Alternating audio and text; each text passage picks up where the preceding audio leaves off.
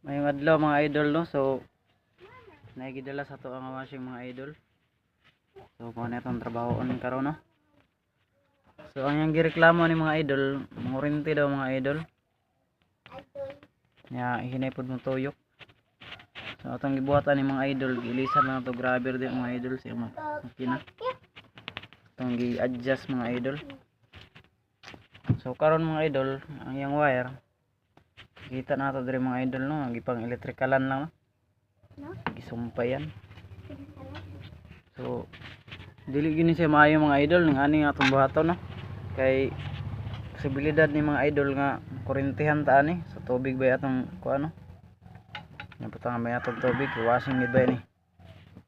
Karon mga idol, di kita magkumpiyansa ani ani. Nang lang ginato ni ilisan. So, ako ipakita sa inyo mga idol nga kung saan pag diskarte ani no. Nga ang kaniyang lock diri mabalik gihapon mga idol. So ang wire lang atong ilisan mga idol kaniyo. Mura na itong ilisan. Mga idol no. So kinahanglan nato ni tanggalon. Kita na ako sa inyo mga idol. Karon mga idol ako ana sing itanggal mga idol no. Pagunitan na akong kamera sa akong anak mga idol. So karon atong buhaton ni mga idol. To ano sing guntingon no. Just tumoy mga idol. Ano sing putlon. Mga idol. So basic ra ni mga idol. Pwede ra nato ni siya birahon kani mga idol. Ana ra pagbiraan ni mga idol. Tanggal lang mga idol no. Kita niyo dali ra gid sa pagtanggal.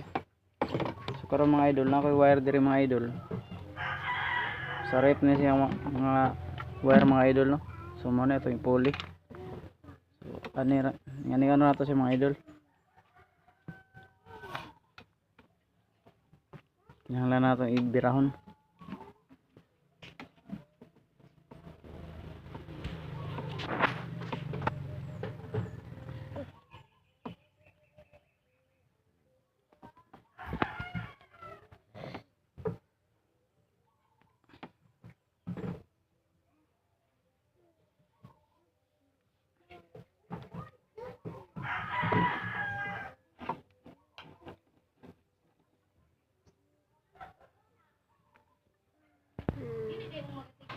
Karon mga idol no, mao na ni si mga idol.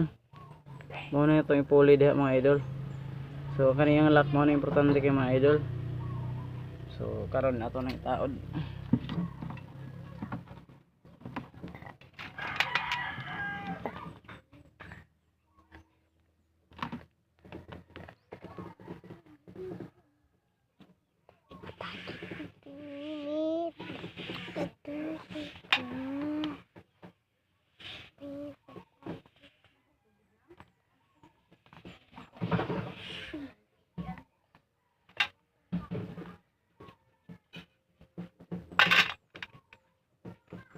Ayaw na sa daw.